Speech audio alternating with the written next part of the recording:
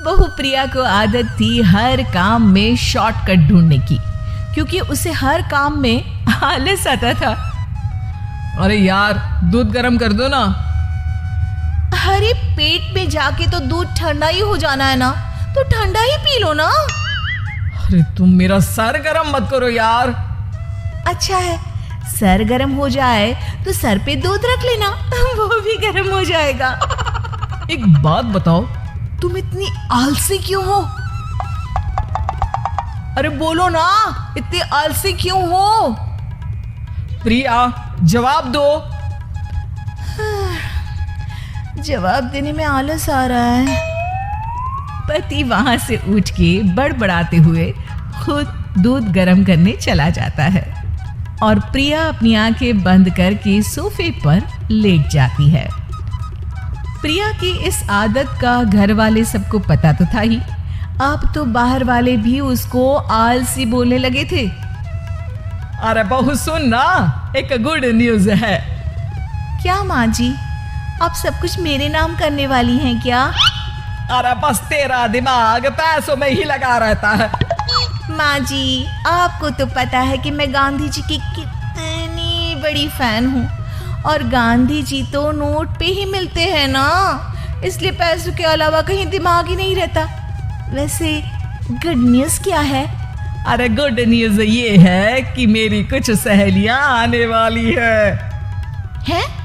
ये भी कोई गुड न्यूज़ है क्या? जब भी आपकी सहेलियां आती हैं, मेरे किसी ना किसी काम में खोट निकाल की जाती हैं।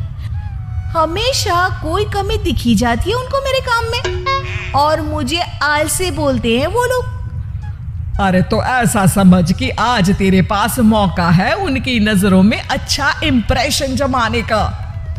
कैसे कैसे? उनके लिए खाने की इतनी स्वादिष्ट चीजें बना कि वे उंगलियां चाटती रह जाए।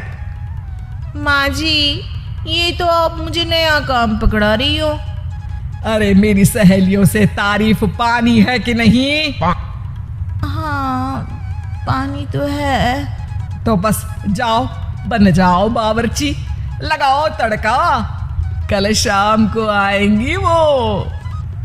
अगले दिन सास सुबह से घर के बाहर अपनी सहेलियों के पास चली जाती है, और शाम को सब प्रिया के हाथ का खाना खाने घर आते हैं। आज देखते हैं कि प्रिया बनाती क्या है। हाँ, पिछली बार हमने बोला कुछ हल्का खाएंगे तो पापड़ फ्राई करके ला दिए थे बस। हाँ, और उसके पहले जब आए थे और बोला था कि भारी खाना खाना है, तो तरबूज काट कर ले आई थी। बोल रही थी तरबूज भारी होता है ना। अरे बस भी करो, इतनी बुरी नहीं है मेरी बहू। तभी बहू वहां खाना लेकर आती है। पनीर कोफ्ता, भिंडी मसाला, शाही मसाला, दाल, डबल तड़का, लच्छा पराठा, मिस्सी रोटी। अरे बस बस बहू, इतना सारा खाना। अरे अभी तो और भी है, फ्राइड राइस भी है अभी तो आपके लिए, और हाँ, अरे सूप लाना तो भूल ही गई मैं। अरे लगता है पिछले बार की कमी आज पूरी कर ही देगी बहू। हाँ हाँ, आप खाइए तो। हाँ, खाएंगे तो सही, इतना खाना बना तो दिया है, अब देखना भी तो पड़ेगा ना कि बना कैसा है। हाँ हाँ, लगा ले भोग खुद को। खाना चखते ही तीनों सहेलियां प्रिया की वाहवाही करने लगती है। अरे शानदार, जबरदस्त, जिंदाबाद, मजे आ गए प्रिया। प्रिया की सास भी कमाल है, बहू को क्या जायकेदार खाना बनाना सिखाया है। अरे मान गए भाई, इतना अच्छा खाना तो हम में से किसी की बहू नहीं बनाती, और हम भी नहीं बनाते, झूठ क्यों बोले। अरे बस करो, खाने पे ध्यान दो, बोलती ही रहोगी तो खाओगी कब। ये लो, थोड़ा पनीर और ले लो। सास भी सहेलियों के साथ खाना खाने लगती है, पर बहू के साथ अपनी भी तारीफ सुनकर सास मन ही मन फूली नहीं समा रही थी। प्रिया ने बड़ी खुशी से सबको खाना परोसा और सब ने झट से खाना खत्म भी कर दिया। राधे राधे, मजा आ गया। और थक गई खाना खाते खाते, अब बस बिस्तर लग जाए मेरा। अब तो जब भी मेरे घर मेहमान आएंगे प्रिया को ले जाया करूंगी खाना बनाने के लिए, मेहमान भी खुश हो जाएंगे। सास खुश है कि प्रिया की इमेज अपनी सहेलियों के सामने काफी सुधर गई है। प्रिया खाने के बर्तन समेटती है। इतने में तीनों सहेलियां हाथ धोने किचन में चली जाती है। तभी एक सहेली देखती है कि किचन स्टैंड पर कागज पड़ा हुआ है। वो सोचती है कि कागज को डस्टबिन में डाल दे। जैसे ही वो उसे उठाती है तो देखती ही रह जाती है।